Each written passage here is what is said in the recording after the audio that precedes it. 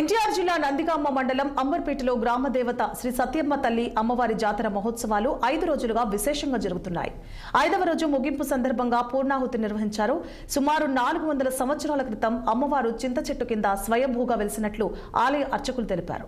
1956లో గుడి నిర్మాణం జరిగిందని అప్పటి నుంచి అమ్మవారు విశేషంగా పూజలు అందుకుంటున్నట్లు తెలిపారు.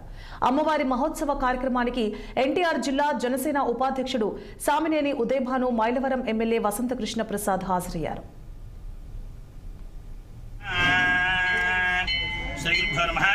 శ్రీ మహాసరస్వతి నమః. శ్రీ స్వయంభూ సత్యమ్మ దేవతాభ్యో నమః. ఇప్పుడు మీరు చూస్తున్న ఈ దేవాలయం స్వయంభూ శ్రీ సత్యమ్మ వారి దేవస్థానం.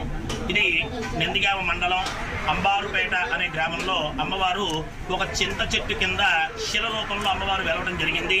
ఒక 400 సంవత్సరాల క్రితం ఒక చింత చెట్టు కింద శిల రూపంలో అమ్మవారు వెలిశారు. అక్కడి నుంచి అమ్మవారిని సత్యమ్మ తల్లి కింద అందరూ కొలవడం మొదలుపెట్టారు. 1986వ సంవత్సరంలో అమ్మవారిని దేవాలయం ప్రతిష్ఠ చేయాలి అనే ఉద్దేశంలో నూతన దేవాలయం కట్టి అమ్మవారి విగ్రహాన్ని ప్రతిష్ఠ చేయడం జరిగింది 1986లో.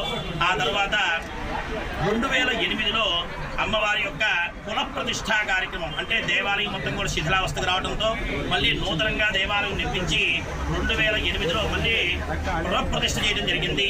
అక్కడి నుంచి కూడా అమ్మవారు దినదినాభివృద్ధిగా అమ్మవారు భక్తులందరి కోరిన కోరికలు తీరుస్తూ అమ్మవారు సత్యమ్మ తల్లి కింద కూలవడం జరుగుతోంది.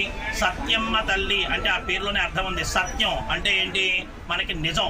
మన మనసులో ఏదైతే కోరికలు ఉన్నాయో ఆ కోరికలు నెరవేరుస్తూ మన కంటికి కనిపించేలాగా చేస్తుంది కాబట్టి సత్యమ్మ తల్లి కింద అందరూ కొలుస్తూ ఉంటారు. ఇది అమ్మవారి చరిత్ర కూడా.